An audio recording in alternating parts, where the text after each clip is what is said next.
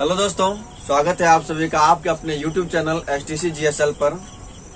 मैं गुलशन कुमार आज आप लोगों को क्लास 11th में फिजिक्स में यूनिट एंड डायमेंशन चैप्टर पढ़ाने जा रहा हूं, जिसमें आपको यूनिट के बारे में बताया जाएगा, डायमेंशन के बारे में बताया जाएगा। और मैंने बहुत दिनों से अपने YouTube चैनल GSL पर वीडियो नहीं छोड़ी थी, किसी कारण से किसी काम में एंगेज हो गया था, बिजी हो गया था, जिसके कारण से मैं और कुछ फिजिकल प्रॉब्लम भी आ गई थी। अब मैं रेगुलर ही वीडियो बना करके अपने चैनल पर डालूंगा, तो आप हमारे चैनल पर ज्वाइन हो सकते हैं। तो आइए मैं इसी के साथ चैप्टर को स्टार्ट करता हूं, फिजिक्स का यूनिट एंड डायमेंशन। आपने इसे क्लास 9th में भी स्टडी किया होगा, सिर्फ यूनिट को।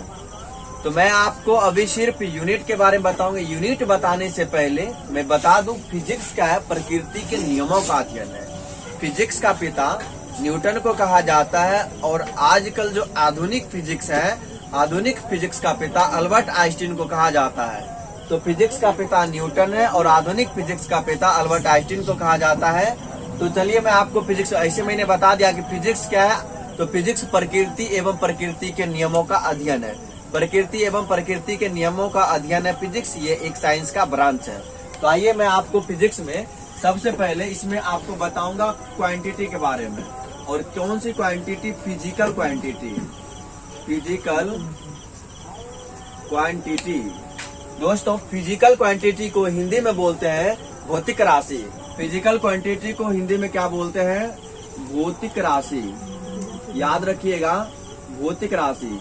अगर मैं आपको बोलूं कि ये भौतिक राशि क्या होती है, भौतिक राशि क्या होती है, तो दोस्तों भौतिक राशि ऐसे तो दुनिया के हर एक तत्व राशि होती है, लेकिन कोई ऐसा पदार्थ जिसके गुणधर्मों का मापन संभव हो, जिनके गुणधर्मों का मापन संभव होता है, उसे फिजिकल क्वांटिटी कहते हैं, भौतिक राशि कहते हैं। फिजिक्स में जिन राशियों को भी लिखा जाता है वह सब का सब फिजिकल क्वांटिटी होता है। जैसे मान लीजिए मेरे पास ये स्केज है, ये स्केज को हम इसके कौन कौन से गुणधर्मों को माप सकते हैं। जैसे कि मान लीजिए एक इसके पास इसकी लंबाई है, इसके लंबाई को माप लिया, इसके पास इसकी लंबाई मान लिया 5 सेंटीमीटर इसकी लंबाई। कितने सेंटीमीटर? इस स्केज की लंबाई, मार्कर की लंबाई 5 सेंटीमीटर है। और हाँ, इसका कुछ द्रव्यमान भी होगा, मास भी होगा। तो दूसरा गुणधर्म, दूसरा प्रॉपर्टी ये है जो इसका द्रव्यमान है।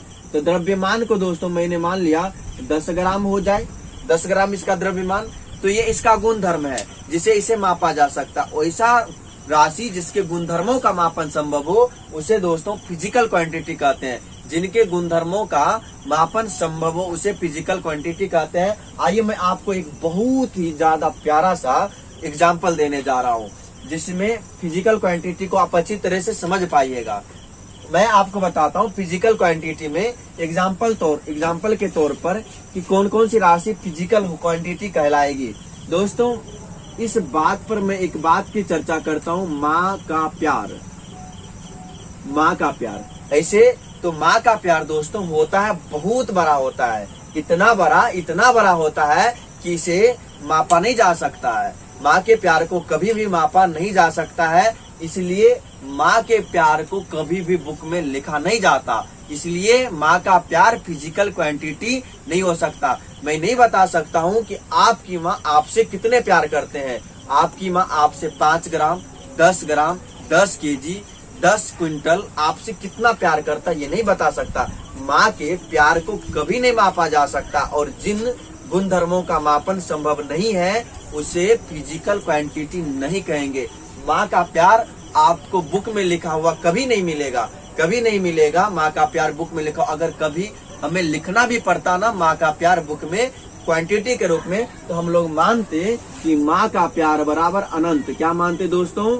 माँ का प्यार बराबर अनंत, अर्थात माँ के प्यार का मापन तो हम लोग देख रहे थे फिजिकल क्वांटिटी।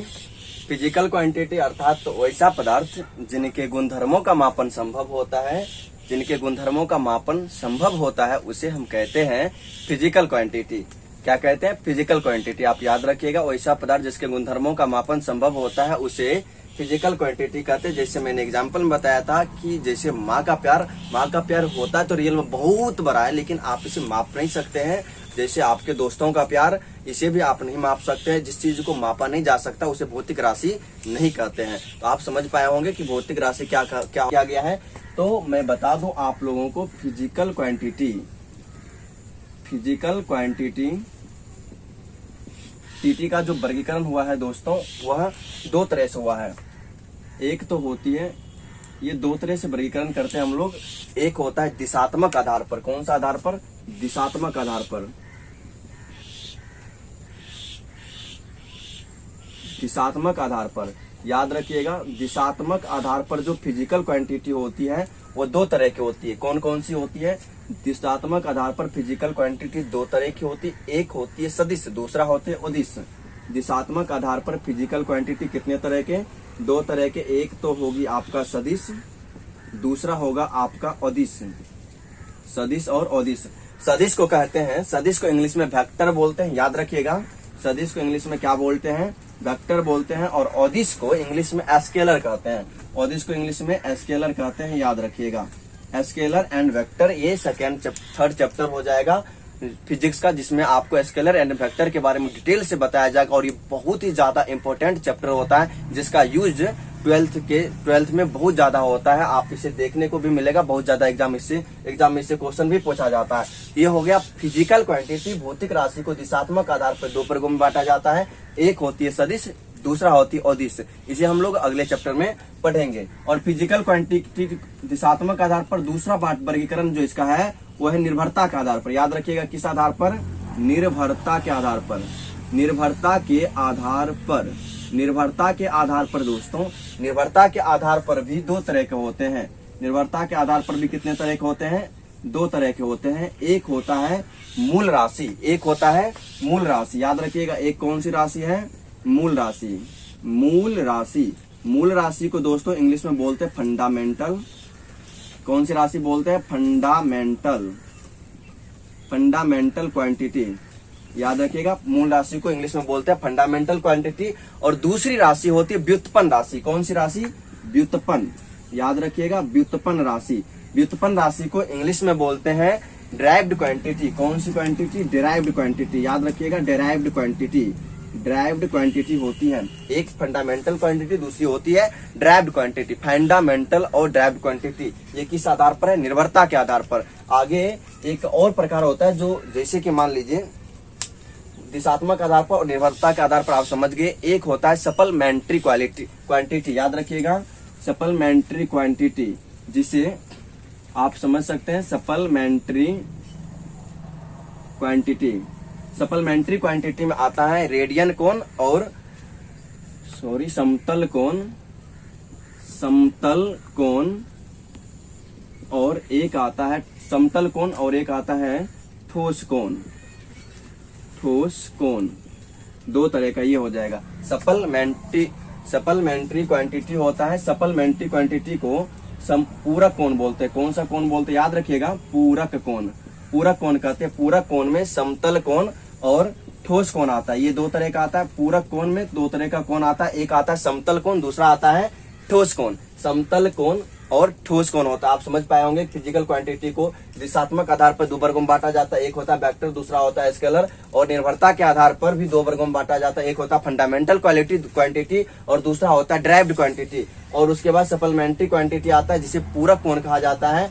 सप्लीमेंट्री क्वांटिटी दो प्रकार के होते हैं, वो होता है समतल कोण, प्लेन एंगल, इंग्लिश में से बोलिएगा प्लेन एंगल, और ठोस कोण को सॉलिड एंगल कहा जाता है। तो आइए हम लोग इस वाले दिशात्मक आधार पर जो फिजिकल क्वांटिटी का वर्गीकरण हुआ है दिशात्मक आधार पर, इसे हम लोग पढ़ेंगे नेक्स्ट चैप्टर में।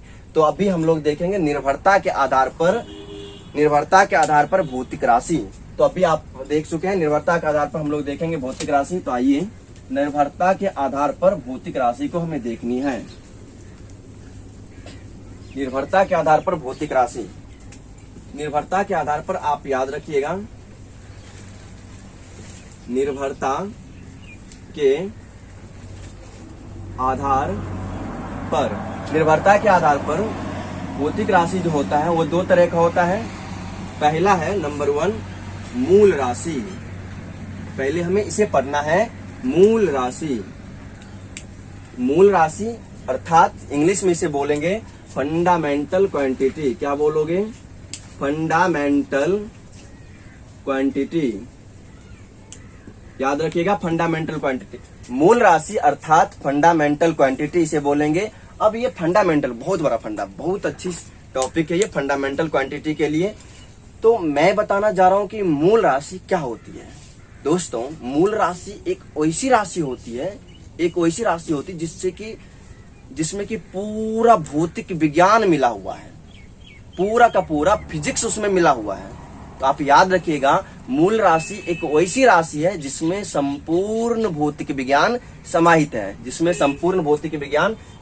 है, इसकी पहली बात तो ये कि इस ऐसी राशि जिसमें संपूर्ण भौतिक विज्ञान समाहित हो। याद रखिएगा, ऐसी भौतिक राशि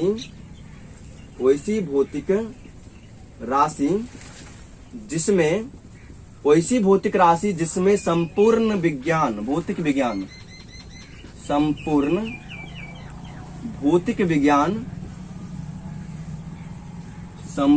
भौतिक विज्ञान समाहित हो, उसे क्या बोलोगे?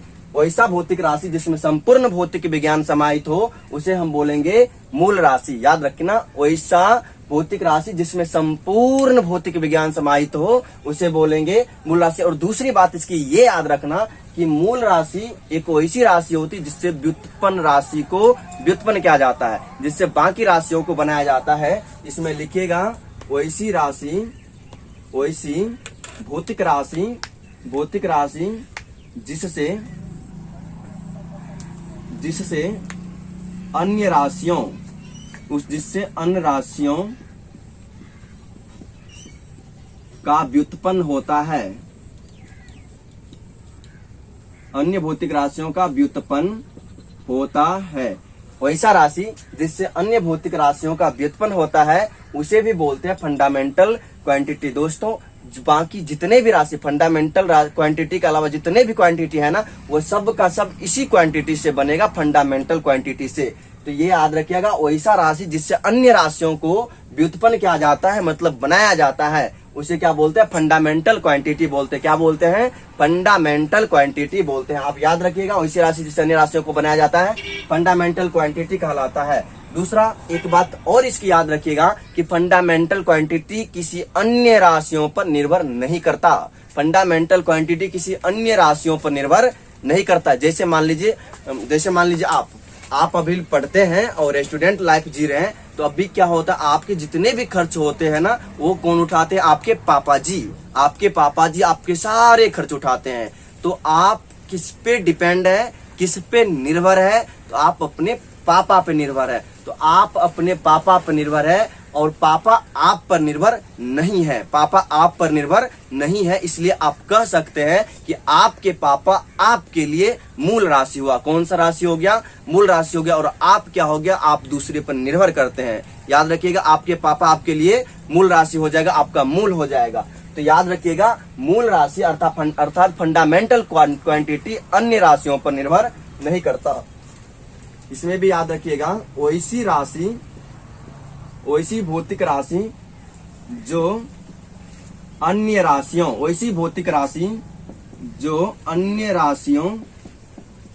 पर निर्भर नहीं करता। याद रखिएगा दोस्तों, वैसा भौतिक राशि जो अन्य राशियों पर निर्भर नहीं करता फंडामेंटल क्वांटिटी कहलाता। दोस्तों, इसकी संख्या मूल राशि की संख्या 7 होती है। इसकी संख्या कितनी होती है? याद रखिएगा, इसकी संख्या 7 होती है। इसकी संख्या 7 होती है। कितनी होती है? 7 होती है।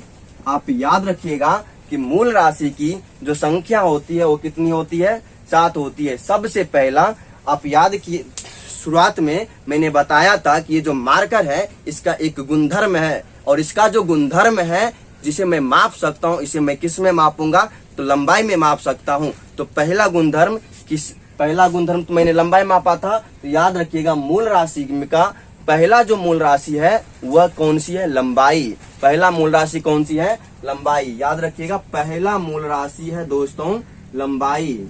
पहला मूल राशि कौन सी है? लंबाई। लंबाई को इंग्लिश में लेंथ कहते हैं। क्या कहते हैं? लेंथ कहते हैं। याद रखिएगा, लंबाई को इंग्लिश में लेंथ बोलते हैं। पहला मूल राशि लंबाई, लंबाई को इंग्लिश में लेंथ बोलते हैं। और हाँ, दूसरा जो राशि होती है, दूसरा राशि वो होती है द्रव्यमान। क्या होती है? द्रव्यमान। दोस्तों, द्रव्यमान को इंग्लिश में मास बोलते हैं। क्या बोलते हैं? मास बोलते हैं। याद रखना, द्रव्यमान को इंग्लिश में क्या कहते हैं? मास कहते हैं। द्रव्यमान को इंग्लिश में मास कहते हैं। ये दूसरी हो जाएगी मास। और तीसरा बताऊं, तीसरा एक वैसी राशि है जिसे हर कोई चाहता है, जिसका इंतजार हर कोई करता है, जिसके लिए हर कोई रुका रहता है, लेकिन वह राशि किसी दूसरे के लिए नहीं रुकता, उसके लिए भी नहीं रुकता जो उसका इंतजार सदियों से करता है। वह राशि कौन है? जिसे मैं भी चाहता हूँ, जिसे आप भी चाहते, जिसे हर कोई चाहता है, लेकिन वह किसी को नहीं चाहता। वह राशि कौन सा है दोस्तों? जो किसी के लिए नहीं रुकता, वह है मूल राशि समय। कौन सी राशि है वो? समय। याद रखिएगा, वह राशि है समय। समय कभी किसी का इंतजार नहीं करता, वो अपने अनुसार चलता। तो समय भी एक मूल राशि है। और समय को इंग्लिश में क्या बोलते हैं? टाइम। समय को इंग्लिश में क्या बोलोगे दोस्तों? टाइम। एक समय हो जाएगी। और चौथा, याद रखिएगा, चौथा होती है ताप, टेम्परेचर। चौथा कौन सी है? ताप। याद रखिएगा, चौथा है ताप। ताप को इंग्लिश में क्या बोलोगे? टेम्परेचर। याद रखना, टेम्परेचर। चौथा मूल भौतिक राशि कौन सी है? टेम्परेचर। आपको अभी तक कितनी मिल गया है? लंबाई, द्रव्यमान, समय। याद कीजिए, लंबाई, द्रव्यमान, समय और टेम्परेचर। एक तो ये 4 ये होगी, बची कितनी है? 3। अब आइए आगे देखते हैं। पांचवा आपको याद होगा। पांचवा मैं आपको बता दूं कि जो पांचवा होती है वो होती है विद्युत धारा। कौन सी होती है? विद्युत धारा। आप लोग याद रखिएगा, विद्युत धारा होती है। कौन सी होती है? विद्युत धारा। याद रखिएगा दोस्तों, कौन सी राशि होती है? विद्युत धारा होती है। और हाँ, विद्युत धारा को इंग्लिश में बोलते हैं इलेक्ट्रिक करंट। क्या बोलते हैं? Electric current. याद रखिएगा, इलेक्ट्रिक करंट। विद्युत धारा, इलेक्ट्रिक करंट। क्या बोलते हैं दोस्तों? Electric current. पांचवा हो गई। मैं आपको छठा बता दूं। छठा होती है ज्योति तीव्रता। कौन सी होती है? ज्योति तीव्रता। याद रखिएगा, छठा कौन सी होती है? ज्योति तीव्रता। आप समझ पा रहे होंगे, ज्योति तीव्रता। ज्योति तीव्रता को इंग्लिश में बोलते हैं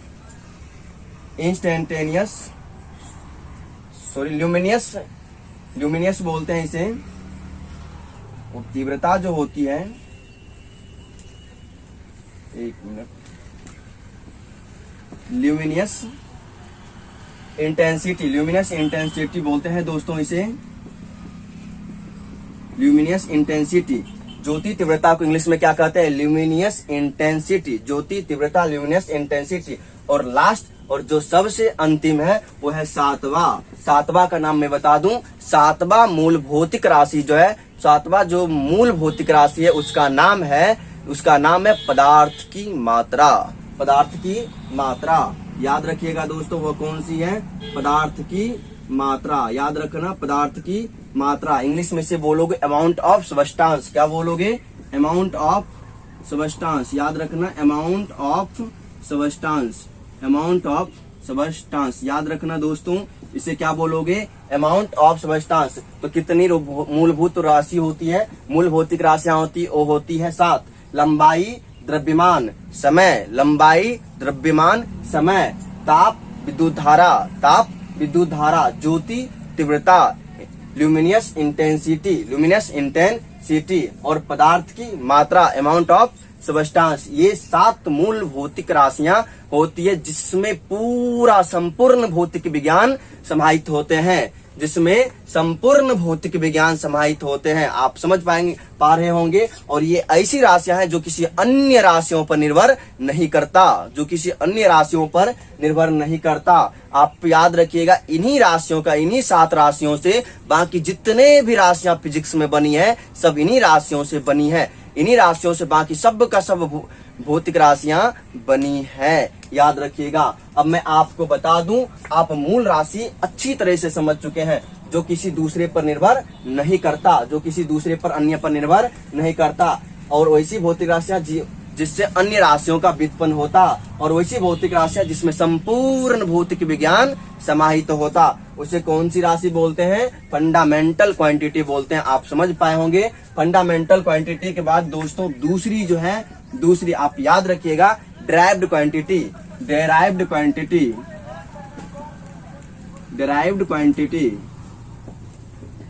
डिराइव्ड क्वांटिटी को बोलते हैं व्युत्पन्न राशि। कौन सी राशि? व्युत्पन्न राशि। याद रखना दोस्तों, व्युत्पन्न राशि, डिराइव्ड क्वांटिटी, व्युत्पन्न राशि। व्युत्पन्न राशि ऐसा राशि होता है जिसे मूल राशियों से बनाया जाता, अर्थात याद रखना, जिस राशि को मूल राशियों में व्यक्त किया जा सकता उसे बोलेंगे व्युत्पन्न राशि। जिन राशि, क्या याद रखोगे? जिन राशि को मूल राशि में व्यक्त किया जा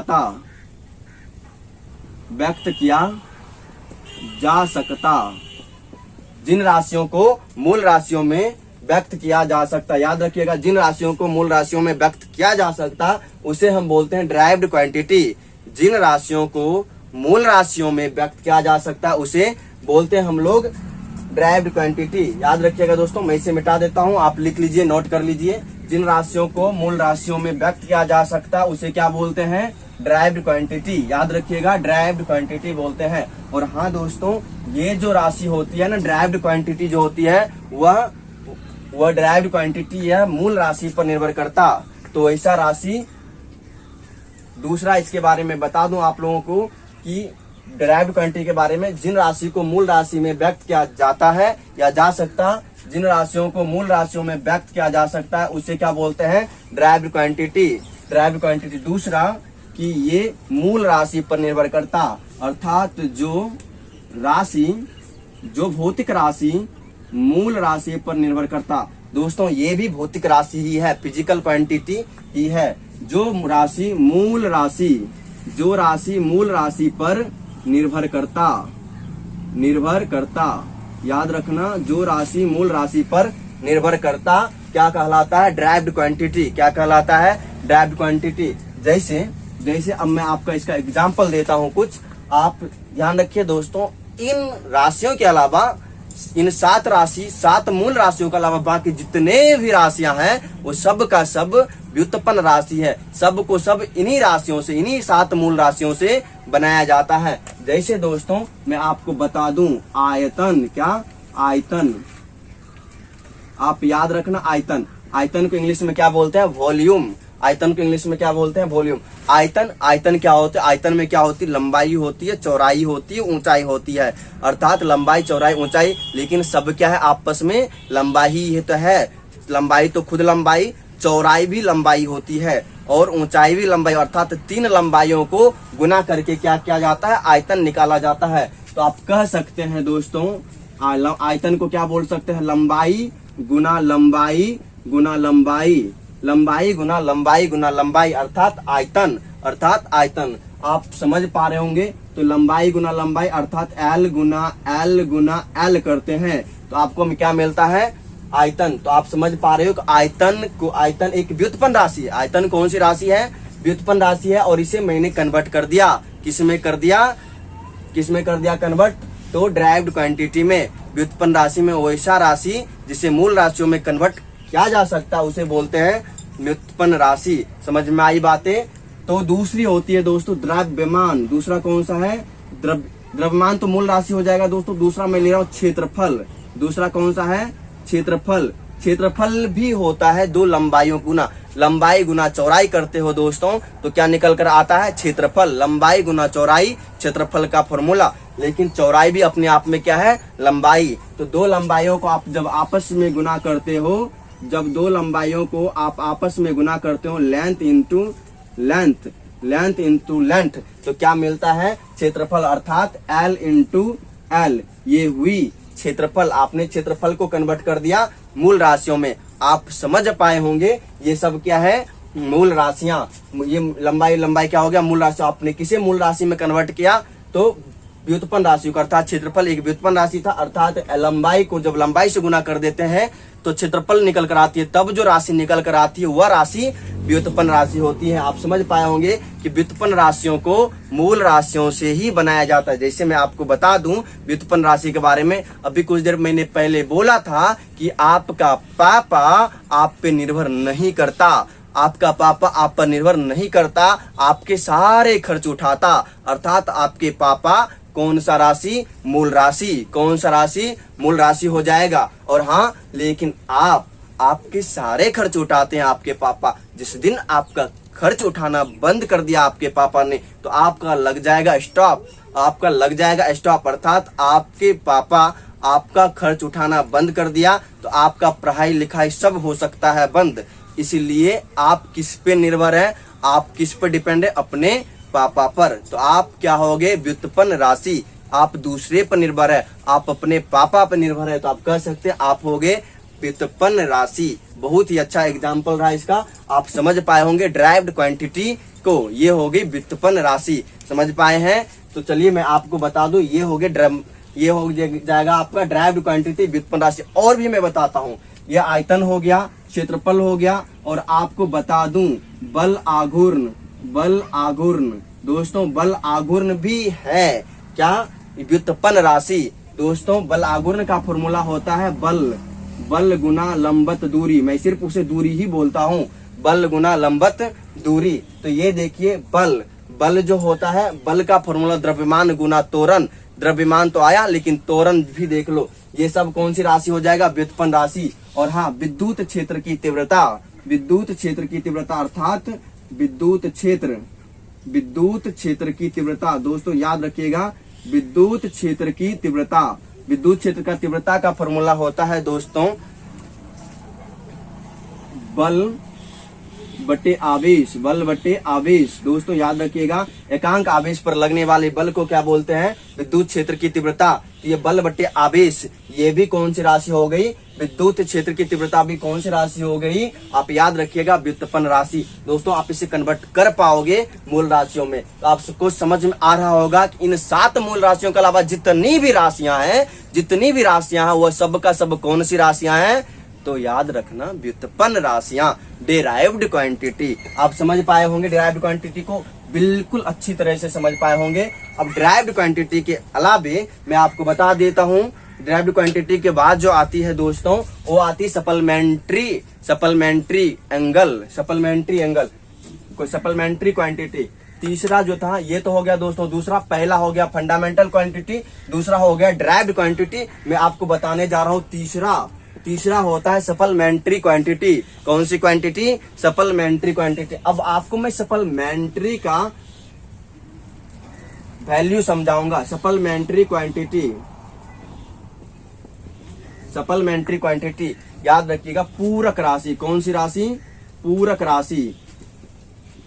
राशि। दोस्तों पूरक राशि की मैं चर्चा करने जा रहा हूँ। सबसे पहले सप्लीमेंट्री क्वांटिटी, पहले तो मैं आपको सप्लीमेंट्री समझा देता हूँ। सप्लीमेंट्री, जैसे कि मान लीजिए दोस्तों आप कोई एग्जाम देते हैं, एग्जाम दे रहे हैं, तो एक तो आपका मेन पेपर मिलता है, आपका क्या मिलता है, मेन पेपर। एग्जाम में एक आपको मेन पेपर मिलता है, और आप एग्जाम देते देते सारे पेज आपका खत्म हो गया, आपके पास पेज नहीं बचा, लेकिन आपका क्वेश्चन अभी भी धरा हुआ है, आपका क्वेश्चन अभी भी रखा हुआ है, आपका पेज खत्म हो गया, आपका पन्ना खत्म हो गया। तो अब आप अपने सर को बोलिएगा, सर मेरा पेज खत्म हो गया, मैं अब कैसे लिखूं। तो आपके सर, आपके टीचर जो एग्जामिनर होगा, वो एग्जामिनर क्या करते हैं, एक अलग से पेपर ला कर देते हैं।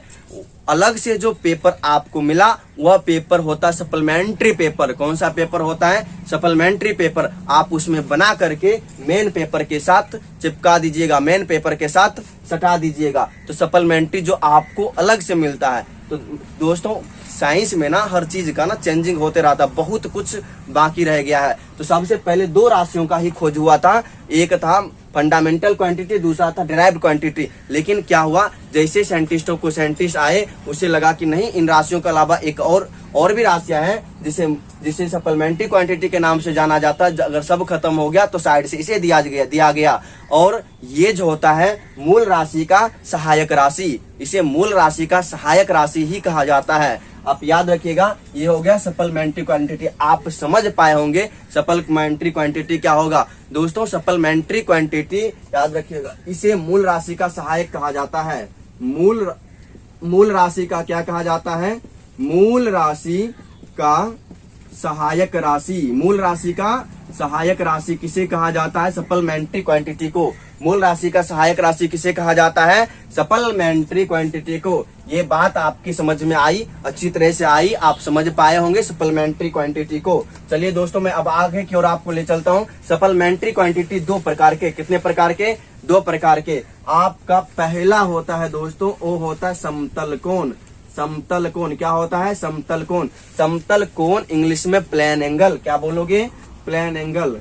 समतल कोण अर्थात प्लेन एंगल, याद रखना प्लेन एंगल। ये होगी, मैं आपको समझा दूं समतल कोण क्या होती, प्लेन एंगल क्या होती। दोस्तों एक सीधी लाइन, ये रहा एक सीधी लाइन, और एक ये दूसरा लाइन में थोड़ा और इसे उठा करके लेता हूँ। ये लाइन आप दिखे होंगे, इन लाइनों के बीच, इन दो लाइनों के बीच जो कोण बनेगा, इन दो लाइनों के बीच जो कोण बने, दो समतल, दो लाइनों के बीच, दो रेखा के बीच जो कोण बनता है थीटा, दो रेखा के बीच जो कोण बनता है थीटा, उस कोण को बोला जाता है प्लेन एंगल। कौन सा एंगल, प्लेन एंगल। याद रखना प्लेन एंगल, समतल कोण। कौन सा कोण, समतल कोण। ये दो रेखा के बीच जो कोण बनेगा उसे कौन सा कोण बोलोगे, समतल कोण। इसे बोला जाता है आर्क। इसे क्या बोला जाता है, आर्क। आर्क का मतलब दोस्तों चाप होती है, आर्क। और ये हो जाएगा आपका रेडियस का काम करेगा। किसकी काम करेगा, ये रेडियस का। आप याद रखना plane angle, plane angle, plane angle का दोस्तों फॉर्मूला होता है आर्क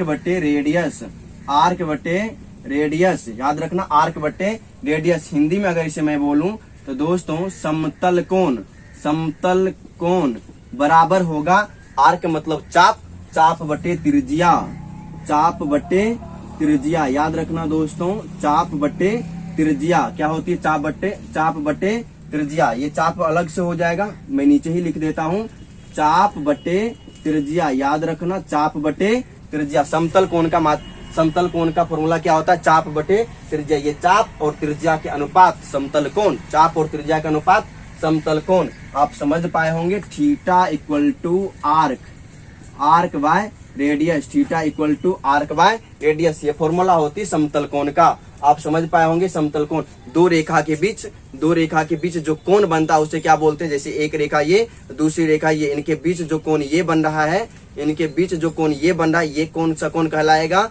ये कोण कहलाएगा समतल कोण। मैं बता दूं साथ साथ ही, जितना भी मैंने राशि पढ़ा है ना, सबका मात्रक भी होता है। तो इसके बाद मैं मात्रक भी बताने वाला हूं, लेकिन इसका मात्रक मैं साथ ही बता देता हूं। ये जो होता है प्लेन एंगल समतल कोण, इसका मात्रक होता है रेडियन। इसका मात्रक क्या होता है दोस्तों, रेडियन। याद रखना रेडियन। आप समझ पाए होंगे, थोड़ी सी प्रॉब्लम हो रही होगी आपको, ये रेडियन क्या है, रेडियन क्या होती है। तो समतल कोण का ये मात्रक होती है, लेकिन फिर भी मैं बता देता हूँ।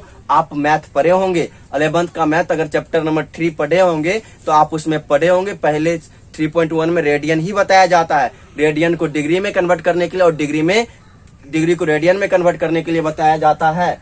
आप रेडियन समझ पा रहे होंगे।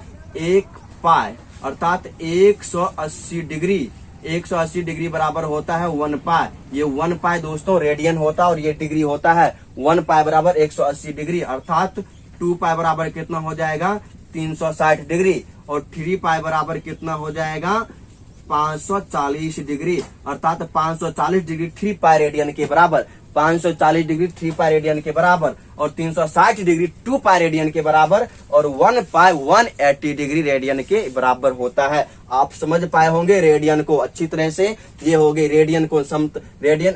अर्थात समतल कोण प्लेन एंगल का जो मात्रक होती है वो कौन होती है, रेडियन होती है। आप समझ पाए रेडियन क्या होती है, और समतल एंगल को भी समझ पा रहे हैं, प्लेन एंगल को भी समझ पा रहे हैं। समतल कोण दो रेखा के बीच बनने वाले कोण को, जैसे ये कोई वृत्ताकार पथ ले लिया, इसे अगर आप समझ पाएंगे, ज्यादा कोशिश करेंगे तो एक सर्कल बना लीजिए और इस सर्कल में इसका हो जाएगा सेंटर पॉइंट और ये, तो इसमें जो ये जो कोण बनेगा यहाँ पर, यही कोण कहलाएगा समतल कोण, प्लेन एंगल। प्लेन एंगल का मात्रक रेडियन, आप समझ पा रहे होंगे। ये तो हो गया प्लेन एंगल। दूसरा कौन सा होता है दोस्तों, दूसरा होती है ठोस कोण। कौन सा कोण, ठोस कोण। समतल कोण के बाद दूसरा कोण जो होता है, दूसरा पूरक राशि सप्लीमेंट्री क्वांटिटी जो होता है, ये पहला हो गया दोस्तों, जिसे हम प्लेन एंगल के नाम से जानते हैं। दूसरा होता है ठोस कोण, याद रखना। दूसरा कौन सी है, ठोस कोण। दूसरा कौन सी है, ठोस कोण। ठोस कोण को दोस्तों इंग्लिश में क्या बोलोगे, सॉलिड एंगल। क्या बोलोगे, सॉलिड एंगल। ये जो सॉलिड एंगल होती है, जो ठोस कोण होती है, ठोस कोण क्या होती है, आप कभी आइसक्रीम खाए होंगे, आप बच्चा लोगों को बहुत ज्यादा आइसक्रीम पसंद होता है, ठूस ठूस के खाता है। मैं आपको एक गर्ल्स के बारे में बताऊंगा जो बहुत ज्यादा आइसक्रीम खाती है। पहले तो मैं आपको बता दूं ठोस कोण क्या होती है। दोस्तों आप इस तरह की कोई आकृति देखे होंगे, शंकुआकार आकृति, अर्थात शंकु के जैसा, इस तरह की ये जो आकृति आप देख रहे हैं, ये आकृति कहलाती शंकुआकार आकृति। और इस शंकुआकार आकृति ऐसा दोस्तों, ऐसा ये देखिए, जैसे ये फैला हुआ ना, इस प्रकार का जो कोण बनता है, इस प्रकार जो बनता है, ये होती है, इसमें जो यहाँ पर जो कोण बनती है, इसी कोण को बोला जाता है ठोस कोण, सॉलिड एंगल। यहाँ पर जो कोण बनेगा दोस्तों, ये जो कोण बनेगा थीटा, ये जो कोण यहाँ पर बनती, इस कोण को क्या बोलोगे, सॉलिड एंगल। क्या बोलोगे दोस्तों, सॉलिड एंगल। क्या बोलोगे, सॉलिड एंगल। मैं आपको बता दूं, जो सॉलिड एंगल, इसे क्या बोलोगे दोस्तों, सॉलिड एंगल। याद रखना, सॉलिड एंगल अर्थात एक बंद आकृति में जो कोण बनता है, 3D ज्योमेट्री में जो कोण बनता है, उसी कोण को बोलते हैं 3D ज्योमेट्री में जो एंगल बनता है, उसे बोलते हैं ठोस कोण, सॉलिड एंगल। आप कभी आइसक्रीम, मैं आपको एक एग्जांपल देता हूँ। मेरी एक क्यूट सी बहना है, जिसका नाम नहीं बताऊंगा, आप सिर्फ समझ जाइए। नाम बताऊंगा तो उसे बुरा लगेगा, वो भी देखती है वीडियो। तो क्यूट सी बहना है, वो आइसक्रीम उसे बहुत पसंद है। पिज्जा, बर्गर, फास्ट फूड, जो बाजार के मार्केटिंग सामान होता है ना, वो उसे बहुत पसंद है। वो क्या करता है, मार्केटिंग जाकर जो ये आइसक्रीम वगैरह सब होता है, उसे ठूस ठूस के खाती है, और खा करके मोटी सी हो गई है। आप समझ सकते हैं, यहाँ पर वो आइसक्रीम जो खाती है ना, उसमें जो आइसक्रीम जो इस प्रकार से ठूस ठूस के डाला जाता है, तो ये आइसक्रीम ठूस ठूस के डाला जाता है, यहाँ पर एक कोण बनता है, वह कोण ही कहलाता है। कौन सा कोण कहलाता है, सॉलिड एंगल। कौन सा कोण कहलाता है, सॉलिड एंगल, ठोस कोण कहलाता है। आप समझ पा रहे होंगे दोस्तों, ये कोण होती है सॉलिड एंगल, ठोस कोण कहलाती है। और हाँ, ये सॉलिड एंगल के मात्रक होते हैं। मैं इसको यही कंप्लीट कर देता हूँ, ताकि बाद में अलग से बताना नहीं पड़ेगा। दोस्तों ये इसका जो मात्रक होता है, यूनिट होता है, इसे मैं आपको यूनिट को स्पेशली बता रहा हूँ। इसका पहले इसे समझ लीजिए, यूनिट क्या होती है। तो यूनिट जो होता है इसका, सॉलिड एंगल का जो मात्रक होता है, वह होता है एस्टेरेडियन। क्या रखोगे याद, एस्टेरेडियन। क्या याद रखोगे, एस्टेरेडियन। याद रखना दोस्तों, एस्टेरेडियन। सॉलिड एंगल का जो यूनिट होता है, वो होता है एस्टेरेडियन। एस्टेरेडियन, आप समझ पाए होंगे, यूनिट में एस्टेरेडियन। ये हो गया आपका यूनिट सॉलिड एंगल का, एस्टेरेडियन, और सप्लीमेंट्री क्वांटिटी का हो जाएगा रेडियन। आपको अच्छी तरह से समझ में आ गई ये सब सप्लीमेंट्री क्वांटिटी क्या होती, कितने प्रकार की होती है, और कौन कौन इसका मात्रक होता। आप इसे समझ पाए हैं। तो चलिए, ये आपका क्वांटिटी कंप्लीट हुआ। मैं अब आपको यूनिट की ओर ले चलता हूँ। यूनिट का मतलब दोस्तों मात्रक होता है। आप फिजिकल क्वांटिटी को अच्छी तरह समझ पाए होंगे। और हाँ दोस्तों, जितने भी क्वांटिटी है, जितने भी फिजिकल क्वांटिटी है ना, सबका अपना अपना यूनिट होता, सबका अपना अपना यूनिट होता। तो आपको मैं बता दूं यूनिट के बारे में।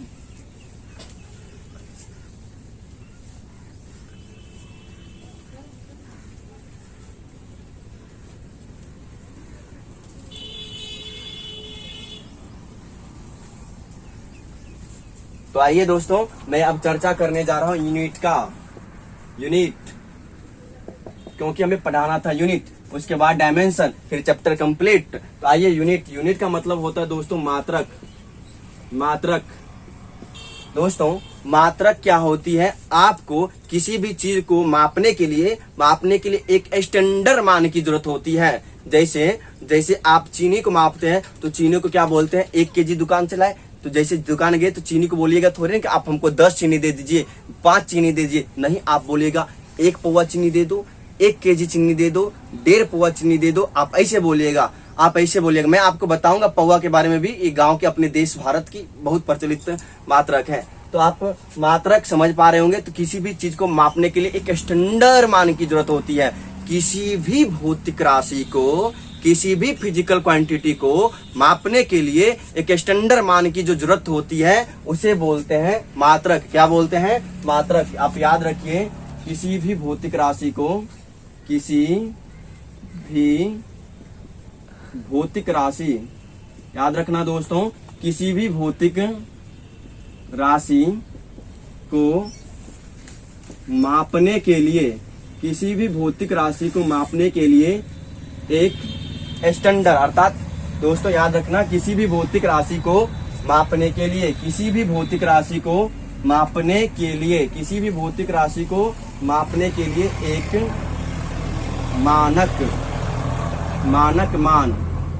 मानक मान दोस्तों इंग्लिश में क्या बोलोगे? Standard value. क्या बोलोगे? Standard value. स्टैंडर्ड वैल्यू याद रखना दोस्तों, इसे क्या बोलोगे? किसी भी भौतिक राशि को मापने के लिए एक स्टैंडर्ड वैल्यू की आवश्यकता होती है। स्टैंडर्ड वैल्यू, मानक मान को दोस्तों मात्रक कहते हैं। मानक मान को क्या कहते हैं? मात्रक कहते हैं। याद रखना, क्या बोलते हैं? मानक मान को मात्रक अर्थात यूनिट कहते हैं। अब दोस्तों जितने भी राशियां है ना, उतने भी मात्रक होते हैं। जैसे मूल राशि, जैसे भौतिक राशियां 2 प्रकार के होते थे, मात्रक भी 2 प्रकार के होते हैं। मात्रक 2 प्रकार के होते हैं। उसमें होता है, एक होता है मूल मात्रक, फंडामेंटल यूनिट। आप याद रखना, मैं आपको यहाँ से यूनिट का वर्गीकरण करके बताता हूँ। यूनिट कितने प्रकार के? 2 प्रकार के। वो मैं इसलिए नहीं बता रहा हूँ, जैसे क्वांटिटी 3 प्रकार का मैंने बता दिया था, वो सप्लीमेंट्री क्वांटिटी अलग से होता, अलग से मैंने उसका बता दिया, इसलिए मैं यहाँ पर नहीं बता दे रहा हूँ। यूनिट में मैं 2 तरह का ही यूनिट आपको पढ़ाऊंगा। एक होता है फंडामेंटल यूनिट। बहुत बड़ा फंडा है दोस्तों, याद रखिए, ये होता है फंडामेंटल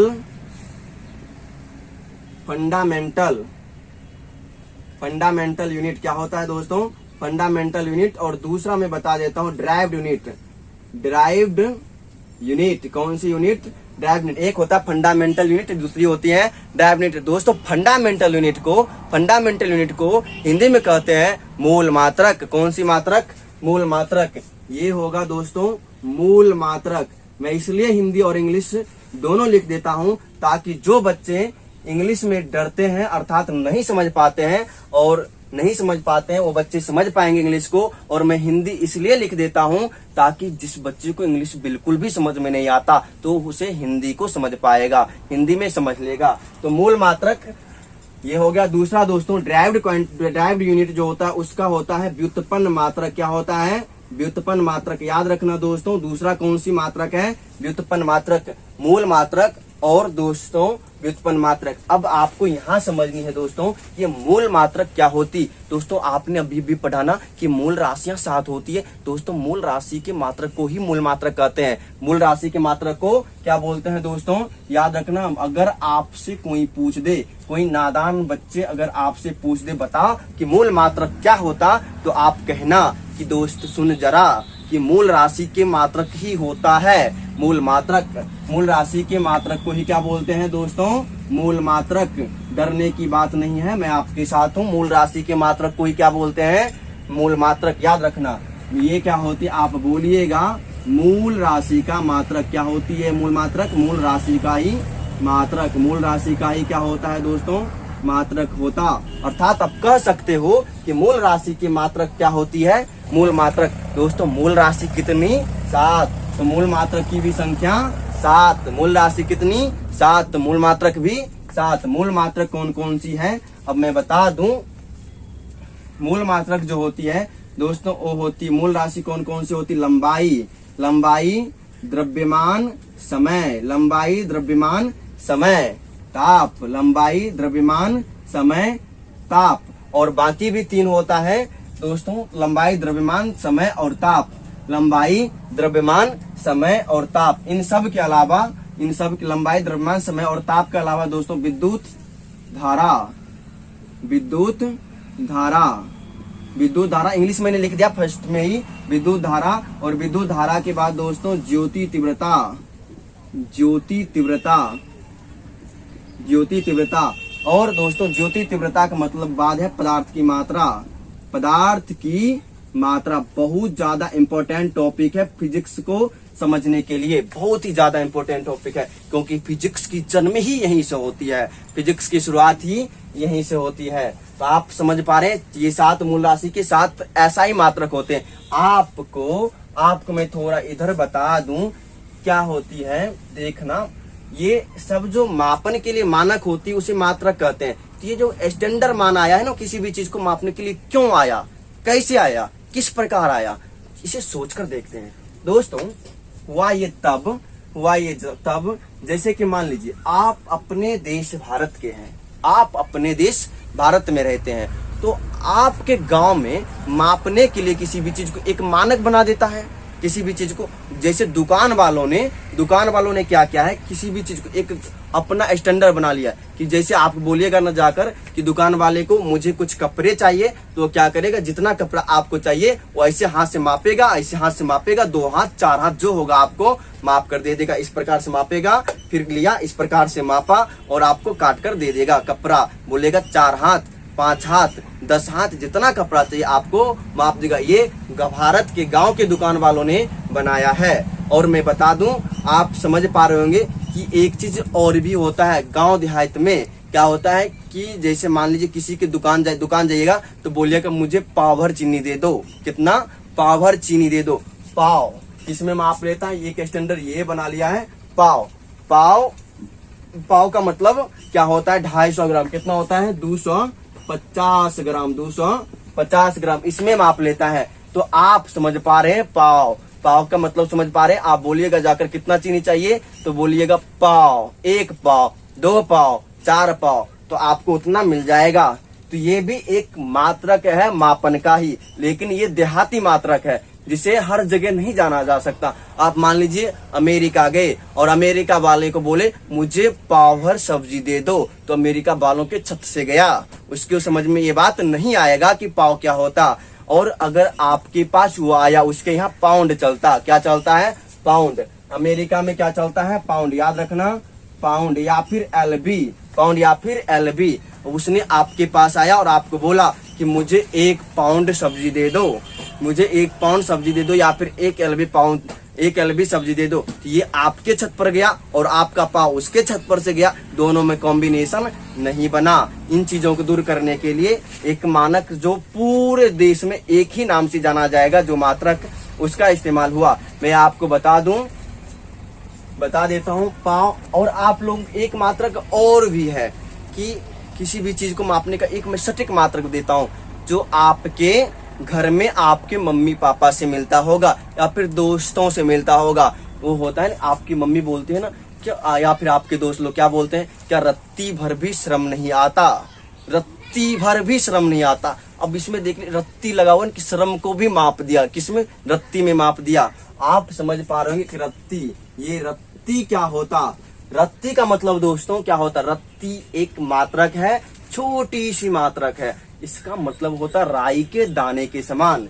रत्ती का मतलब क्या होता है, राई के दाने के समान, राई के दाने के समान। याद रखना दोस्तों, किसके समान, राई के दाने के समान, राई के दाने के समान। रत्ती भर भी श्रम नहीं आती, राई के दाने के भर समान, राई के दाने के समान भी श्रम नहीं आती, इतना बोल दिया। तो आप समझ पा रहे होंगे ये रत्ती भर क्या होता है। और हाँ, गांव देहात में एक और भी मात्रक प्रचलित है, वह मात्रक क्या है, बिलांद। कौन सा मात्रक है, बिलांद। आप बिलांद नहीं समझ पा रहे होंगे, मैं लिख देता हूं यहाँ पर, बिलांद। बिलांद आप जाकर बोलिएगा मेरे को ना 10 बिलांद कपड़े दे दो, दुकान वाले से बोलना जाकर के, तो क्या करेगा, अपना ये होती है बिलांद, ये बिलांद उठाएगा 10, ऐसे 1 2, 3, 4, 5 इस तरह से 10 बिलांद माप कर आपको दे देगा। एक बात और भी है कि गांव देहात में इसे क्या बोला जाता है, बित्ता। क्या बोला जाता है, बीत या फिर बित्ता कहा जाता है, और इसे बिलांद के नाम से भी जाना जाता। आप समझ पा रहे होंगे कि ये बिलांद होती मापने की एक मेथड है, विधि है जिसे बिलांद से मापा जाता है। ये सब गांव में प्रचलित है दोस्तों, यहाँ चलती है, लेकिन अलग नहीं चलता। आप जाकर बोलिए ब्रिटेन वालों को मुझे 5 बिलांद कपड़े दो, आपको बोले क्या, समझ में नहीं आएगा उसको कि बिलांद क्या होती। तो आप समझ पा रहे होंगे कि बिलांद ये सब गांव की है। ऐसा अब देखो, जैसे कि मान लीजिए दोस्तों, बात तब की है जब भारत और पूरा विश्व आपस में एक दूसरे से जुड़ने लगा। भारत के साथ पूरा विश्व और विश्व के साथ मतलब विश्व के सभी देश एक दूसरे से जुड़ने लगा। किस लिए, व्यापार के लिए। किस लिए, व्यापार के लिए। किस लिए जुड़ने लगा दोस्तों, आपस में ये जुड़ने लगा व्यापार के लिए। तब क्या हुआ, विश्व अमेरिका, जैसे कि मान लीजिए विश्व में कैसे ले लो, किसी एक देश को ले ले, तो अमेरिका को ले लेता हूँ। अमेरिका दोस्तों, अमेरिका ने भारत को बोला, भारत के नागरिकों को बोला मुझे 1 पाउंड सब्जी दे दो। तो अमेरिका ने जैसे बोला भारतीयों को 1 पाउंड सब्जी, भारत वाले ने तो सोचने लगा, अरे वाह भाई ये क्या होती है 1 पाउंड, इसे तो समझ में नहीं, इसके तो छत से गया। और भारतीयों ने जाकर इसके पास बोला ठीक है मुझे 1 पाव, कितना, 1 पाव सब्जी दे दो। वे अमेरिका वालों ने को समझ में नहीं आया ये पाव क्या होता है। भारत ने बोला पाव दो, अमेरिका वाले के छत से गया। अमेरिका ने बोला पाउंड दो, भारत वाले के छत से, दोनों में समझ ही नहीं आया। तो साइंटिस्टों ने दिमाग लगाया, क्यों ना एक ऐसा स्टैंडर्ड मान बनाए, एक ऐसा स्टैंडर्ड वैल्यू बनाए जो पूरे विश्व में विख्यात होगा। माप लो अपना जिसको जिस नाम से मापना, लेकिन वह विश्व में एक ही नाम से जाना जाएगा। जैसे नामकरण की पद्धति दोस्तों बायोलॉजी में पढ़ सकते हैं आप, नामकरण जो लिनियस ने नामकरण की पद्धति जिसे लिनियस ने लाया था, बायनोमियल सिस्टम, तो आप वहां पर भी देख सकते हैं। जो पूरे विश्व, जैसे मानव का वैज्ञानिक नाम क्या होता है, होमोसेपियंस पूरे विश्व में मानव एक ही नाम से जाना जाएगा, होमोसेपियंस। मैंगीफेरा इंडिका आम का वैज्ञानिक नाम, पूरे विश्व में मैंजीफेरा इंडिका के नाम से ही जाना जाता है, लेकिन अलग अलग जगहों पर इसे अलग अलग नाम से जाना जाता। तो आप इसलिए इसके लिए कौन सा सिस्टम आया, SI सिस्टम आया दोस्तों। कौन सा सिस्टम आया, SI सिस्टम। मापन के कई सिस्टम होते हैं, SI सिस्टम सबसे ज्यादा इंपॉर्टेंट होता। तो मैं मापन के जो विधि होते हैं, किसी तरह से राशियों को मापा जाता है, याद रखिएगा, राशियों का